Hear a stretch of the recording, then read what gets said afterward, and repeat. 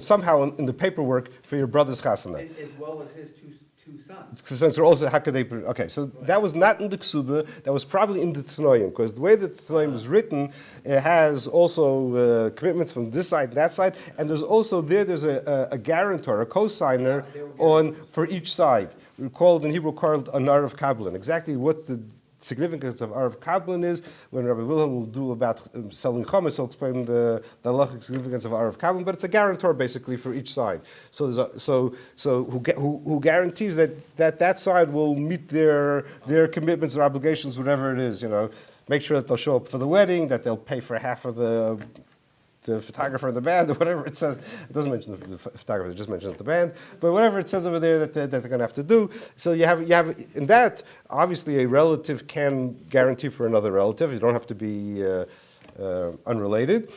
And usually it is a relative. So it makes sense that a brother would be representing for another brother. Okay. So that's more the Tanaim. That's the Tanaim. That was the previous session. I see. Okay. So just to get to some of the part of the challenge of doing this, like I say, a lot of it's straightforward. You could just look it up in one of these charts in any of these handy-dandy rabbi books, and it'll tell you how to fill in the dates and so on. The real challenges are, one of the challenges is the names. And how do you spell names? Okay, so I have actually a running argument with one of the Rabbanim in Crown Heights. I have a daughter whose name is Chana Michla. So Chana is simple, straightforward. It's in Tanakh. A name that's in Tanakh is very easy. Chana is Chana, Ches Nun Hey. But Michla does not appear anywhere in Tanakh. And the question is how to spell it. Now, there's a general rule when it comes to spelling names, which we don't have clear name in the Torah. So normally, any non-Lashon Kodesh name, any non-Lashon Kodesh name which ends with a vowel sound, you put you put an aleph at the end.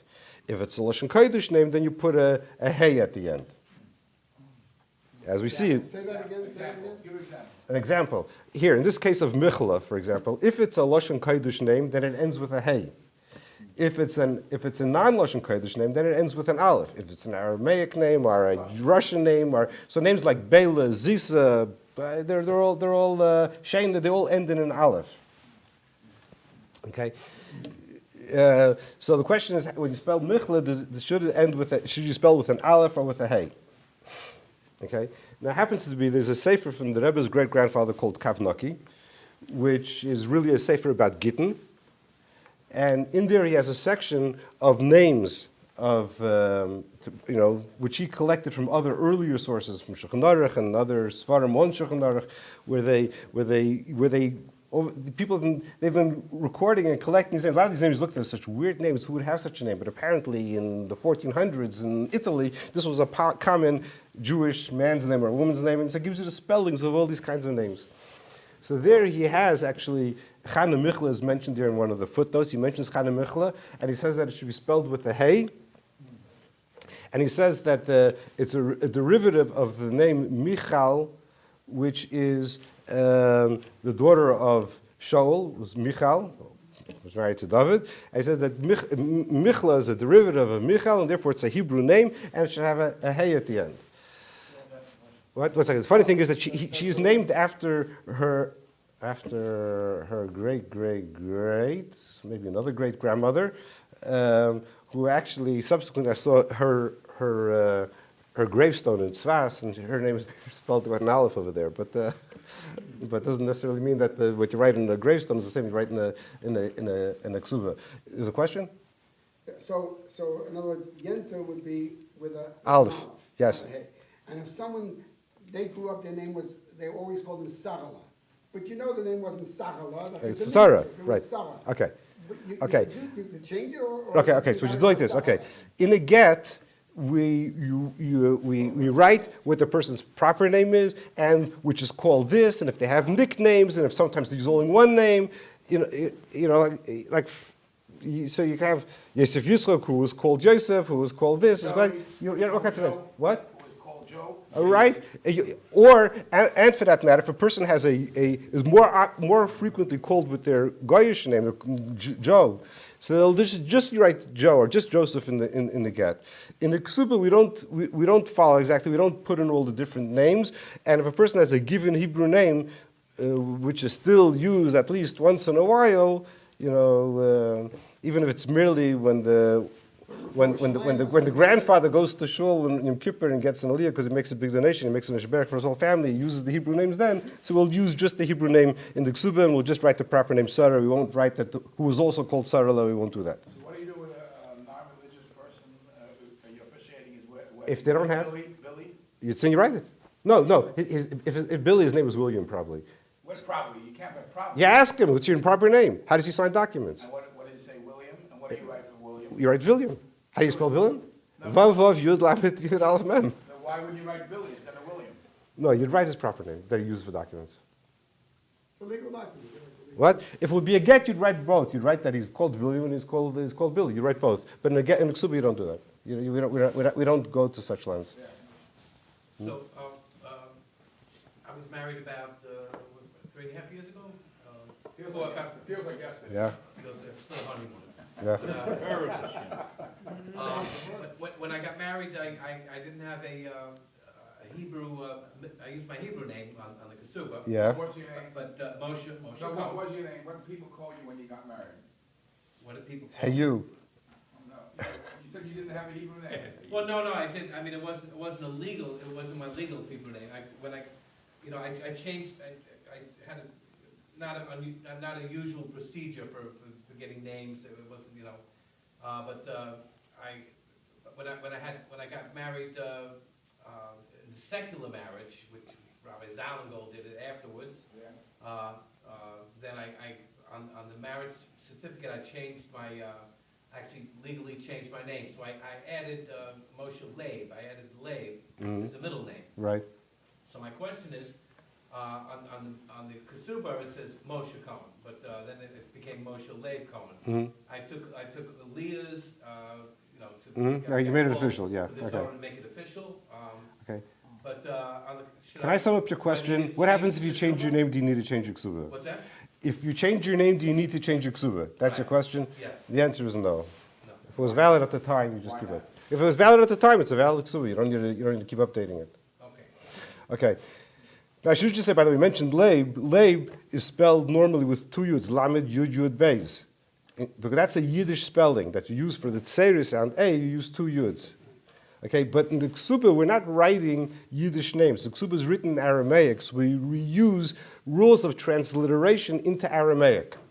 So in the kesuba, the name Leib would be with just one yud, because the yud represents a tsere, a single yud. If you have two yuds, that would be Leib.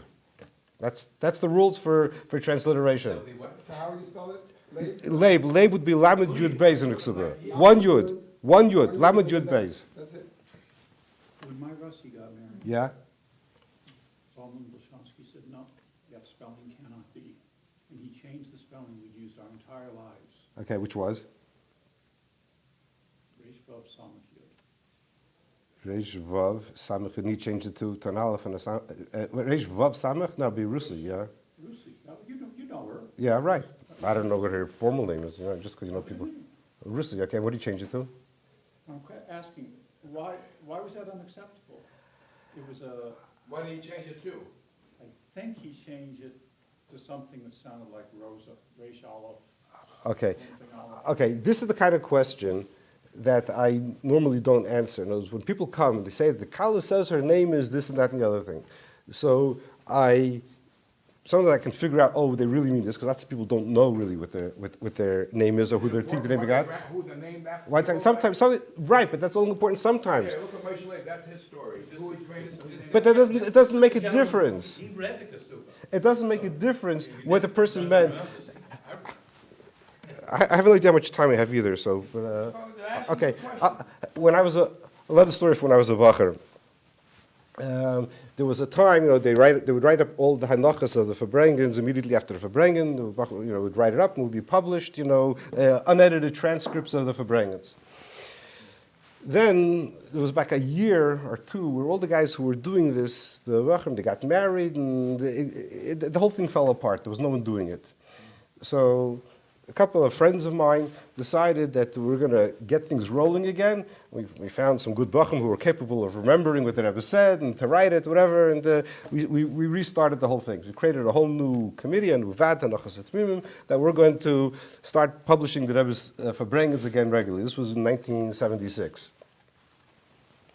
And from then, every single Verbrengen was published, and the guys that we got did were really good at it, and I remember the first week when we got it, the Rebbe's Verbrengen Shabbos, and by Thursday we were able to give in the finished printed thing to the Rebbe, within 4 days. Was like an amazing feat. It used to take weeks to get it done, until they could put together everything. It was really going well. The second, we started Shabbos Mevarchim Adar Rishon, and then a month later, Shabbos Mevarchim Adar Sheni was our next challenge, another Shabbos. And then the Rebbe spoke about something at the Verbrengen, the Rashi Sikha, which wasn't clear, and they asked the Rebbe about it, and the Rebbe wrote back in an answer. He referenced a sefer, I believe was called Oilas Tamid. I'm not sure. The Rebbe mentioned that in this sefer it mentions that sefer, and he doesn't have that sefer. But there it addresses this issue. So, all right, we need to find out what it is. So another Bacher and I went to JTS in Manhattan, because they have, I think, one of the most extensive Judaical libraries in the world. I figured if the sefer is to be had, they have the sefer. This other guy was Meir Schneer. He has absolutely no recollection of this whole story. I mentioned him several times since then, and he has no recollection of it. But I remember we went there to JTS, and we said, we're looking for the sefer. I think it was called Elas Tamid. They have it. They had 3 such svarim. With the same name. I guess over the course of hundreds of years, different authors came up with the same different sefer. They brought it out to us to look at, and we found the sefer that was relevant. We made copies of those few pages and the title page, and we brought it back to the Rebbe and gave it in. Here it is. While we were there looking through these svarim to find the right one, so one of them turned out was a sefer written by about 100, by now probably like 150 years ago, by a Rav in Buffalo, New York. He was a Rav in Buffalo, New York, and he writes that his father was a Rav in Russia someplace. His father was a Chassid of the Tzemach Tzedek. And his father, he says, had no patience for people trying to creatively name people after other people. And he says that once a couple came to his father with an argument, the husband and wife, that a child was born, and they were arguing as to who to name the child after.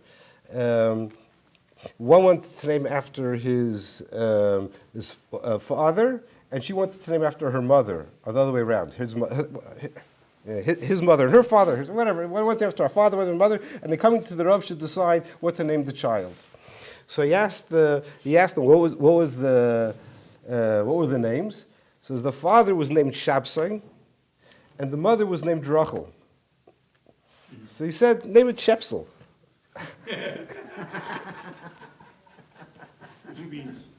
Shepsel means a sheep, and Rachel is a sheep. So this little gem of wisdom I've carried around with me for 42 years. But I came across it while I was doing holy work, finding the Sefer for the Rebbe.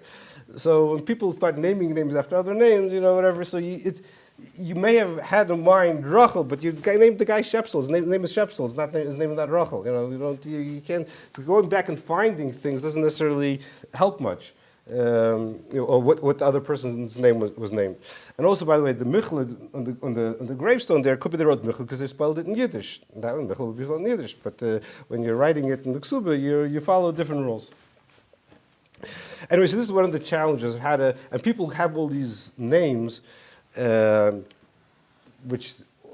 modern names which are invented from who knows where, and the real challenge trying to figure out how to spell them and try to taking these rules of transliteration and then applying them. So sometimes you have to figure out how does a person actually pronounce the name. I had somebody who had a name. Her name was Helene, Helane.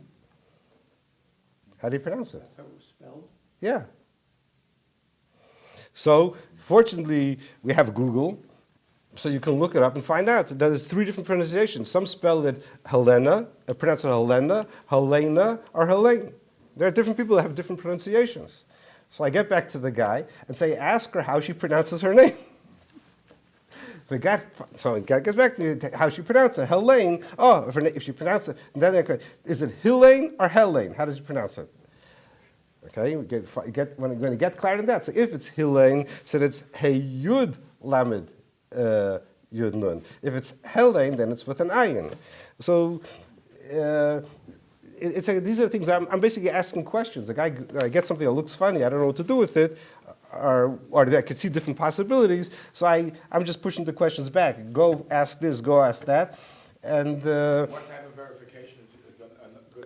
He's asking her how she pronounces her name. He's talking to the guy. Why should I doubt him or doubt her? You know, it's her kesuba. Why should? Names that they don't use at all. This is her regular name, Helene. That's her name, Helene. You know, that's you know. You have to figure out how to spell it in Hebrew. What then I have to figure out how to spell it. And sometimes a name like Maya become a very popular name. A Russian name, Maya? A lot of people use it, Maya. How do you spell it? So I didn't know how to spell it either. I could see different possibilities.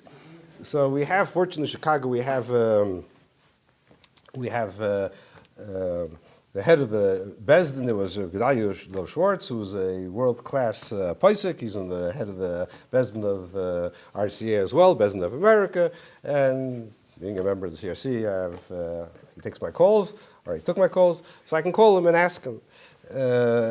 You know, and I do this frequently. I ask him, or now we have, he's had a stroke a couple of years ago, but they have the Avbez now is Rabbi Reese, who's also has a lot of experience in writing Gittin and so on. So I call them and say, here's his name, how do I spell it? His name Maya was interesting because I asked both of them.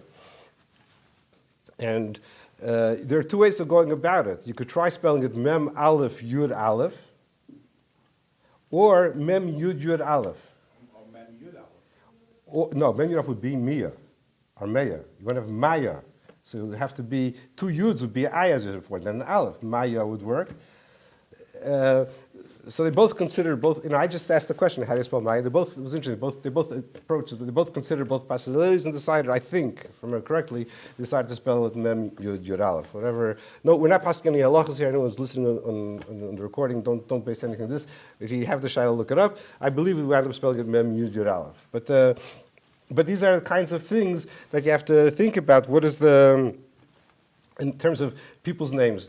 Then you have names where people, for example, Golda, for example, is a Yiddish name. Gimel Aleph Lamed Dalet Aleph. Not Gimel Vav?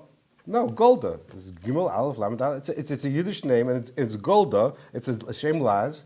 You spell it that. But since there was a prime minister of Israel whose name was Golda, so it worked its way into, at least to the modern Hebrew language. And there are lots of people who are named Golda who spelled it the way she did in Ivrit, which is Gimel Vav Lamed Dalet Hey. And it's sort of become a Hebrew name. So now if a person will say, oh, you know, if a person doesn't know the difference, which is often the case, you know, they just know that there's the name they were given, they let you do what you want, so I would spell it Gimel Aleph Lamed Dalet Aleph. But if a person knows and says, no, I spell it Gimel Vav Lamed Dalet Hey, if that's the spelling they use, then we can go with that. We can do that. Because it's, some people actually misspell the names. I had one say, for a witness, I was doing a wedding, and one of the witnesses said his father's name was Rafal, but he spells it Reish Aleph Pei Lamed. Raphael. Special mistake, especially Reish Pei Aleph Lamed, and you know, it's reingered that it's Reish Aleph Lamed. I thought it's very nice, but for now, when you're signing now, you're going to spell it Reish Pei Aleph Lamed. His name is Rafal, there's no question. There's a misspelling. So you know, just because a person misspells it doesn't make it so, but you know, it's something to consider. How does the person actually spell the name? Along with spelling names, another big challenge is spelling of places. And that's spelling knowing. Wait, 1 second. I'll get there. Okay. Now, if, by the way, a lot of the pre-printed old ksubas would say on it, part of it was already provided, material provided, would also say that it's B'medinas America Hatzvainis, in North America, which I have no idea why they put that in there. Especially right, Medina, like the country of North America. There's no such country. B'medinas America makes no sense. Even if you needed to put the continent in, you would not write America Hatzvainis. Like, for example, if I'm writing a ksuba from North Carolina, I don't write Carolina Hatzvainis. I write North Carolina. You transliterate it into North Carolina. Or West St. Paul. You don't write St. Paul Maravis. You write West St. Paul. Why they put this? I have no idea why they put America Hatzvainis there at all. Right, on that subject, it's common in ksubas in America to write the city and the state. but this is not commonly done anywhere else. You look at Svarim, which describe names of the places and so on, they don't mention the state at all. Like in Israel, you write Yerushalayim, you write Hebron, you write London, you write Paris. You don't write Paris, France. I think it's only in America that you write the state. And I think the reason for that, and this is my speculation, why it became so common to do it, is because you have the same city names in state after state. I think there's a Springfield in every single state. So Springfield doesn't mean anything. So you have to write Springfield. Is it Springfield, Illinois, or is it Springfield, Massachusetts? Okay. Now, by the way, just a little aside, it's interesting. There's a sefer which I use for getting names of spellings of places. Why I need a sefer, I'll tell you in a second. But of there, he has an interesting thing. What? It's written by Rabbi Senderovich of Milwaukee. Really? Yeah. Yeah, right. I don't remember the name of the sefer. I don't remember the sefer, but he has two parts. One is truvas about all kinds of stuff, which I never even looked at. And the back half is he collected gittin from all kinds of places, and he has recorded there how they wrote the names of each place. Because in writing a get, it's very complicated. There's actually, if you want to Google, there's a whole article about writing a get in Muncie. It was like a big simcha when they wrote the first get in Muncie, because it took years and years and years for them to figure out, like maybe we'll get back to Muncie afterwards, how to write the place. You lived in Muncie, so you can understand the problem. Muncie is not a place, legally. Legally speaking, it's not a place. There is Spring Valley, and then there's a township.